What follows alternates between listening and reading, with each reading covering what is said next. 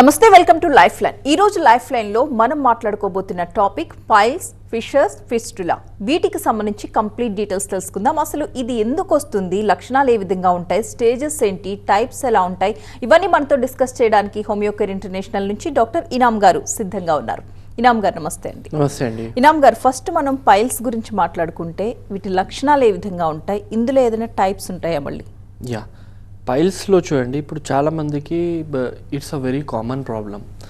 And ఇది piles ఒక్కసారి వచ్చిన తర్వాత ఆపరేషనే చేసుకోవాలా, అండ్ ఇది మళ్ళీ మళ్ళీ వస్తూ ఉంటుందా అన్నట్లు చాలామందికి డౌట్ అనేది ఉంటుంది. సో పైల్స్ వస్తే ఆపరేషన్ చేసుకోవాలి ఎంత వాస్తవమో అంతే వాస్తవం ఇంకొకటి ఉంటుంది. ఏంది, పైల్స్ రాకుండా మనం ప్రివెంట్ చేసుకోవచ్చు. పైల్స్ వచ్చినా కూడా మందులతో తక్కువ చేసుకోవచ్చు.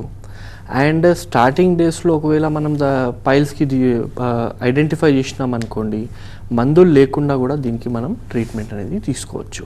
సో ఇది కూడా అంతే వాస్తవం అన్నమాట. సో ఈ పైల్స్ అనబడే వ్యాధి ఏంది, అసలు దేనికి పైల్స్ అంటాము అన్నట్లు మనం చూసుకుంటే, మలద్వారం దగ్గర చిన్న చిన్న బాల్స్ లాగా రావడం అండ్ పెయిన్ రావడం, దానికి మనం పైల్స్ అన్నట్లు చెప్తూ ఉంటాం అన్నమాట.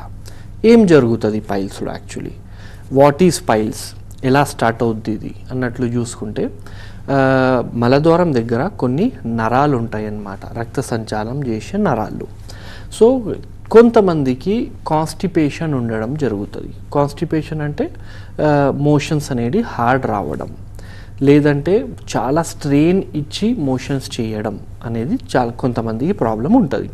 సో ఆ కాన్స్టాంట్ కాన్స్టిపేషన్ మూలన మనకు అక్కడ రాపిడి రావడం జరుగుతుంది. అండ్ కంటిన్యూ లూజ్ మోషన్స్ అవుతున్నాయి అంటే కూడా అక్కడ ఎక్కువగా రాపిడి ఉంటుంది అన్నమాట. దాంతో సహా ఫ్రీక్వెంట్ స్టూల్స్ వస్తున్నాయి, మళ్ళీ మళ్ళీ ఒక రోజులో 4-5 సార్లు మనం పోతూనే ఉన్నాము. అది నార్మల్ స్టూల్ వచ్చినా హార్డ్ స్టూల్ వచ్చినా కూడా మీకు పైల్స్ వచ్చే అవకాశం అనేది ఉంటుందన్నమాట. సో ఈ రాపిడి మూలన ఏమవుతుందంటే అక్కడ ఉన్న నరాలు ఉబ్బిపోవడం జరుగుతుంది. అండ్ ఉబ్బిపోయి అది కనబడుతూ ఉంటాయి. కొంతమందికి అక్కడ మోషన్స్ రావడం కూడా ఇబ్బంది అవ్వడం జరుగుతుంది, ఎందుకంటే మధ్యలో రావడం జరుగుతాయి ఆ పైల్స్. సో పూర్తిగా మోషన్ చేసేసినా నేను అన్నట్లు ఫీలింగ్ ఉండదు, ఇంకా కొంచెం ఉంది అన్నట్లు ఫీలింగ్ ఉండడం అనేది జరుగుతూ ఉంటుంది. సో ఈ ఉబ్బిపోయిన నరాలు, దీనికి మనం మలద్వారం దగ్గర నరాలు ఉబ్బిపోతే దీనికి పైల్స్ అన్నట్లు మనం చెప్తూ ఉంటాం అన్నమాట. సో మేజర్ రీజన్స్ ఏముంటాయి ఇది రావడానికి?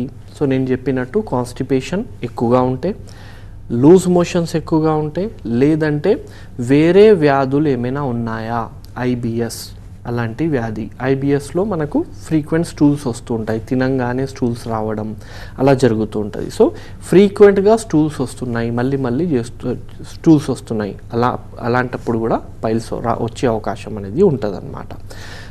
So these are the major reason.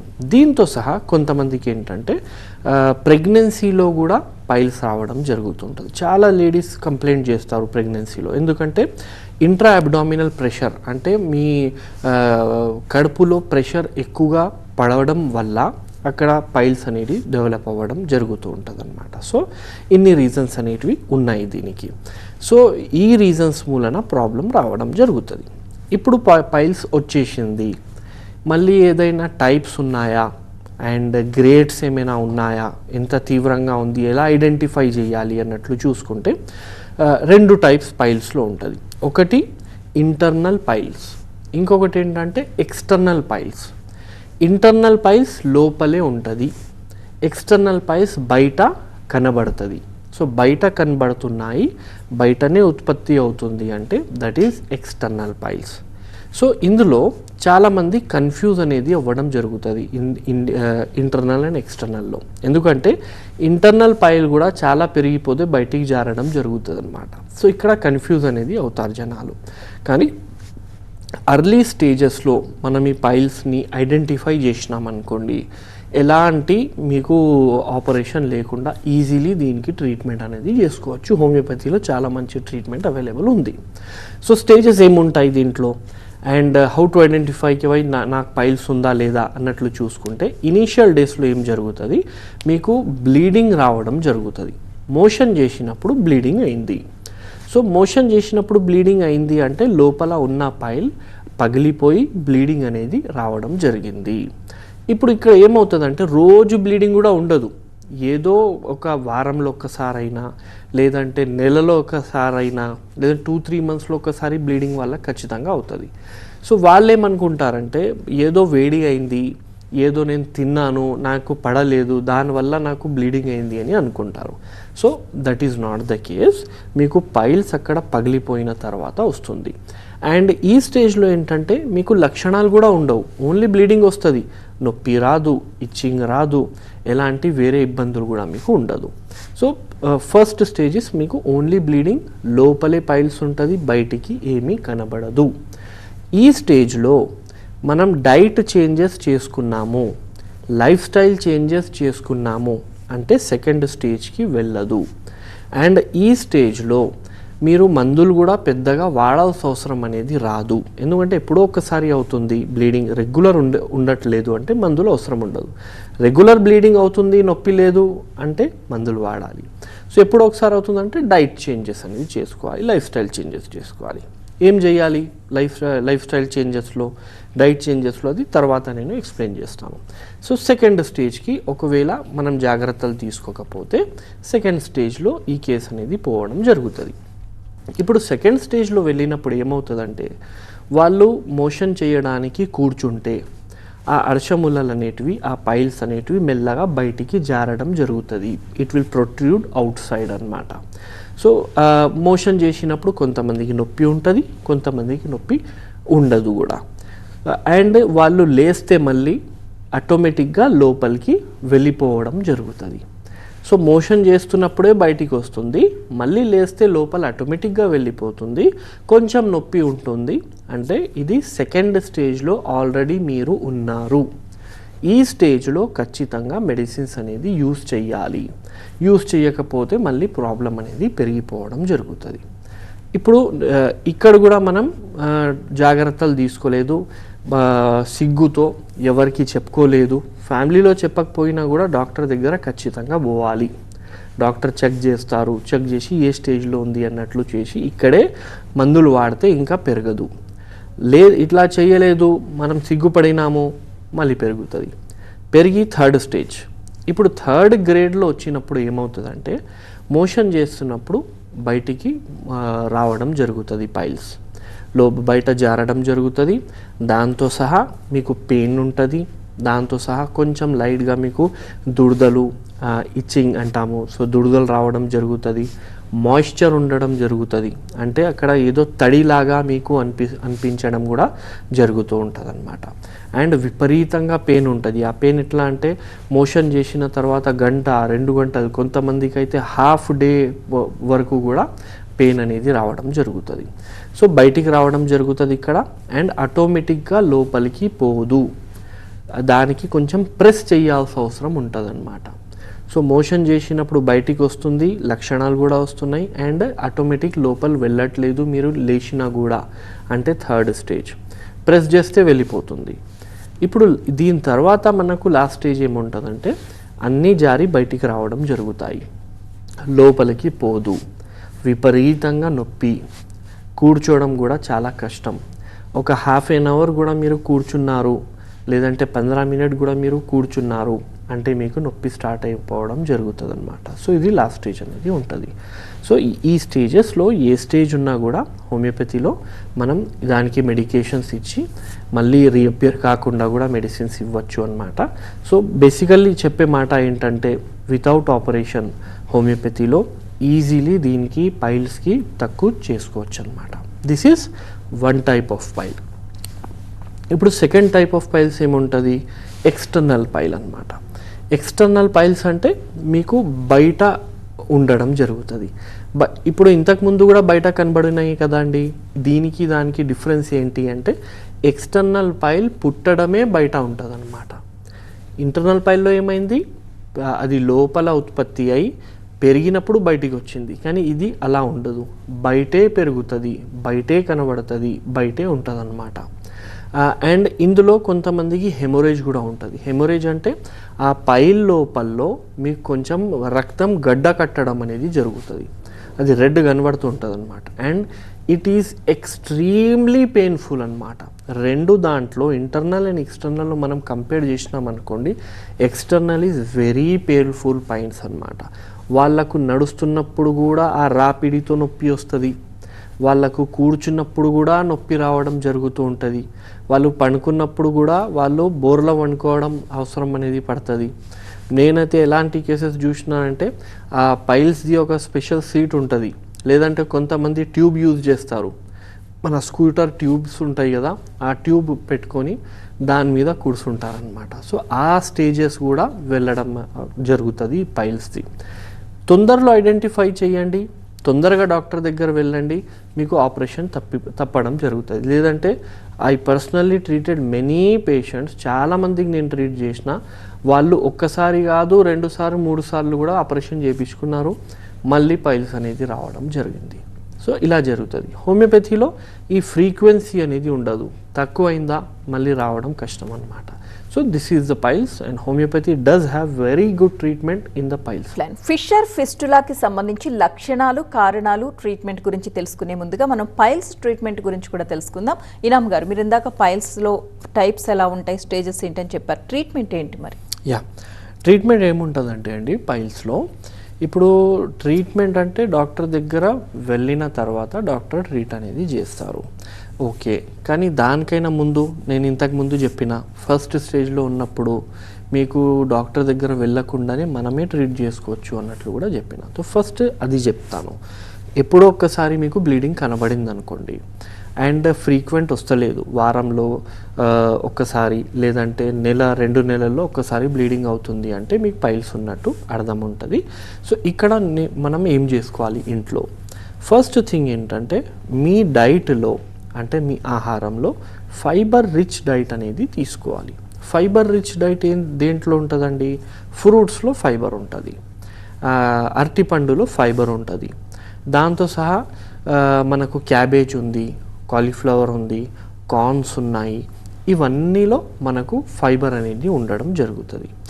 ఏం తీసుకోకూడదు అంటే బాస్మతి రైస్ తీసుకోకూడదు. ఇప్పుడు చాలామంది గమనించే ఉంటారు ఈ మాట, బిర్యానీ తిన్న రోజు అయితే మోషన్ ఇబ్బంది అనేది అవుతుంది, లేదంటే బిర్యానీ తింటే వాళ్ళకు మలబద్ధకం ప్రాబ్లం అవుతుంది. ఎందుకంటే ఈ బిర్యానీ రైస్ అనేది ఫైన్లీ పాలిష్డ్ అన్నమాట, దాంట్లో ఫైబర్ మనకు పెద్దగా ఉండదు, కాబట్టి మోషన్స్ హార్డ్ అయిపోతాయి. సో ఇలా కనబడుతుంది ప్రాబ్లం అంటే ఫస్ట్ థింగ్ మీరు ఫైబర్ మంచిగున్న ఫుడ్ తీసుకోవాలి. కొన్ని రోజులు మసాలా ఫుడ్లు, బిర్యానీలు అండ్ ఎక్కువగా మిర్చి ఉన్న ఫుడ్స్ అనేటివి మీరు అవాయిడ్ చేస్తే మంచిది ఉంటుంది అన్నమాట. నాన్ వెజెస్ కూడా కొన్ని రోజుల వరకు అవాయిడ్ చేయాలి. మీ ఫుడ్లో సలాద్ ఇంక్లూడ్ చేస్తే మంచిది, ఇది ఫస్ట్ థింగ్. రెండోది ఏంటంటే మంచిగా వాటర్ తాగాలి. ఇప్పుడు మంచిగా వాటర్ తాగాలంటే కొంతమంది ఏం చేస్తారు, పొద్దున లేవంగానే 1 litre, afternoon 1 litre, night 1 litre, 3 litre తాగినా నేను. ఏం చేస్తారండి మీరు అంటే నేను బయట సేల్స్ మ్యాన్ జాబ్ చేస్తా అంటారు.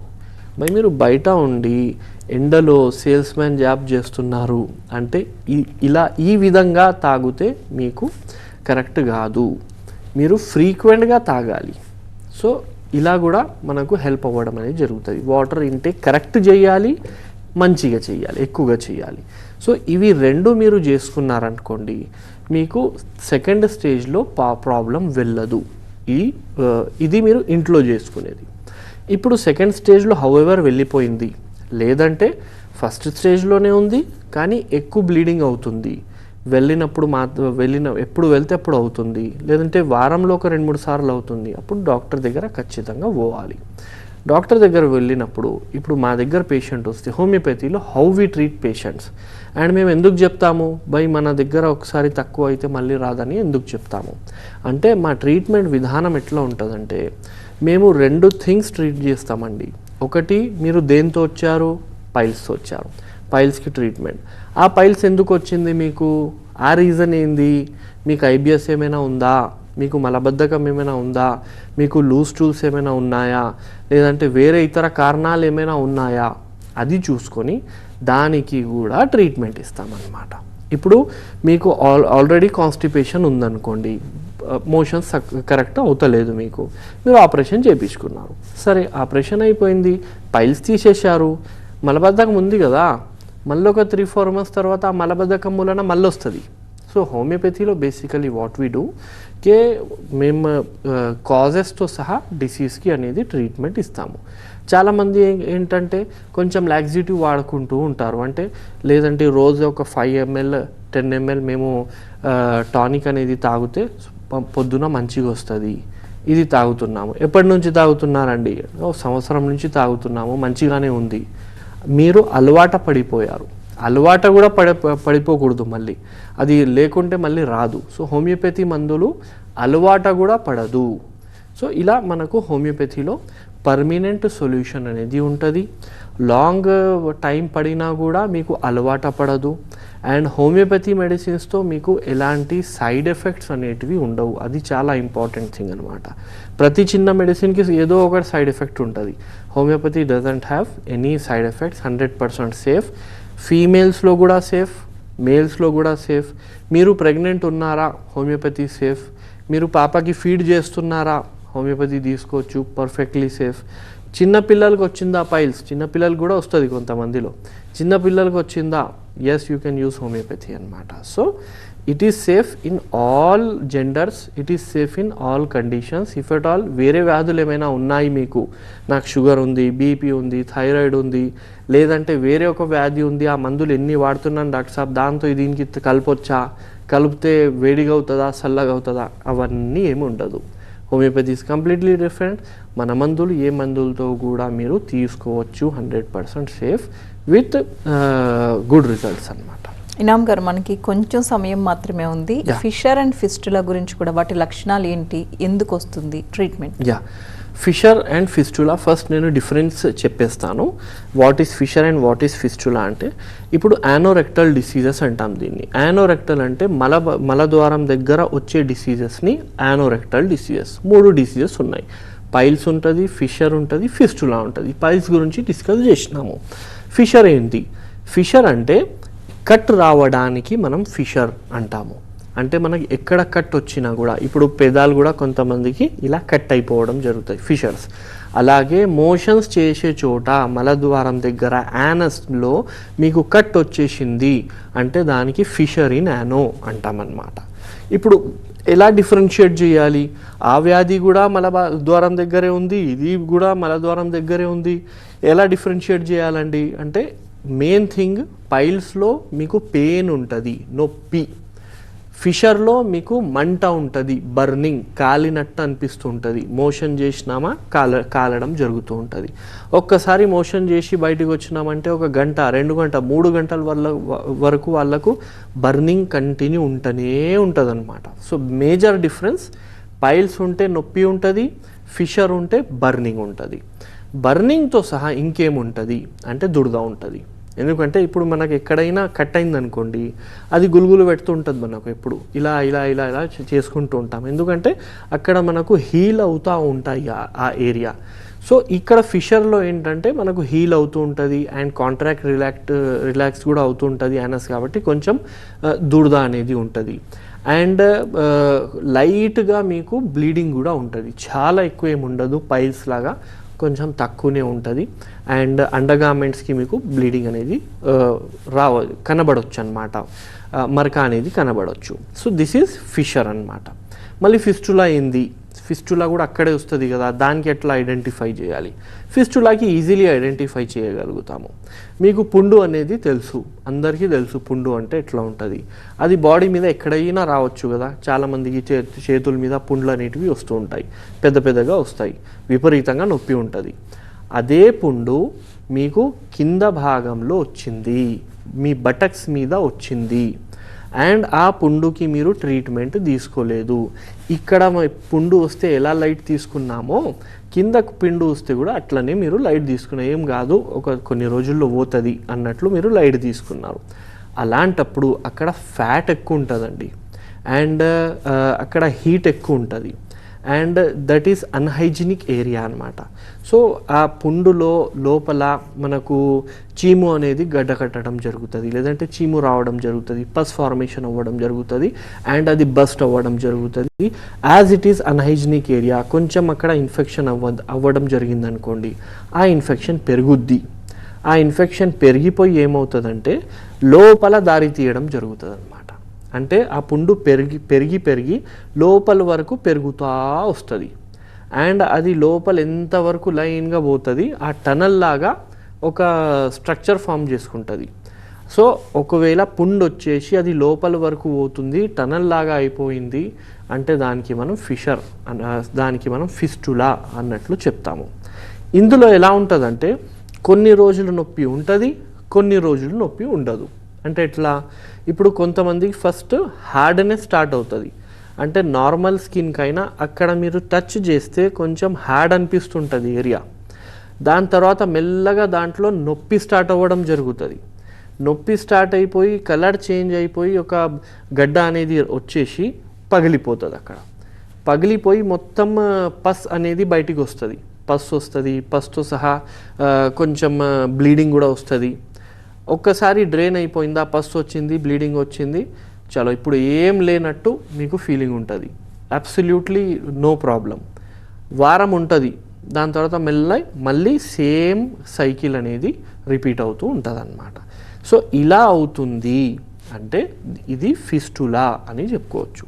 సో దీనికి కూడా చాలామంది ఆపరేషన్స్ చేసుకుంటారు అండ్ ఫిషర్కి కూడా ఆపరేషన్స్ చేసుకుంటారు. But homeopathy has very good treatment ఫిషర్లో, పైల్స్లో అండ్ ఫిస్టులాలో. So nothing to worry. ఎవరికైనా నేను చెప్పిన ఇన్ని లక్షణాలు చెప్పిన నేను అది పైల్స్గా, అది మీరు మర్చిపోండి పోయి నాకు పైల్స్, ఫిషర్, ఫిస్టులా ఏముంది, డిఫరెన్స్ ఏముంది, అది అన్నీ మర్చిపోయి నేను చెప్పిన లక్షణాలు మీలో ఏదైనా కనబడిందా మీరు డాక్టర్ దగ్గర విజిట్ అవ్వాలి. Let him decide, let him treat. కానీ యాజ్ సూన్ యాజ్ పాసిబుల్ మీరు డాక్టర్ కన్సల్ట్ అవ్వాలన్నమాట. రైట్ అండి, థ్యాంక్ యూ ఇనామ్ గారు. ఇది వాళ్ళ life line. Next news updates continue అవుతాయి. చూస్తూనే ఉండండి TV9.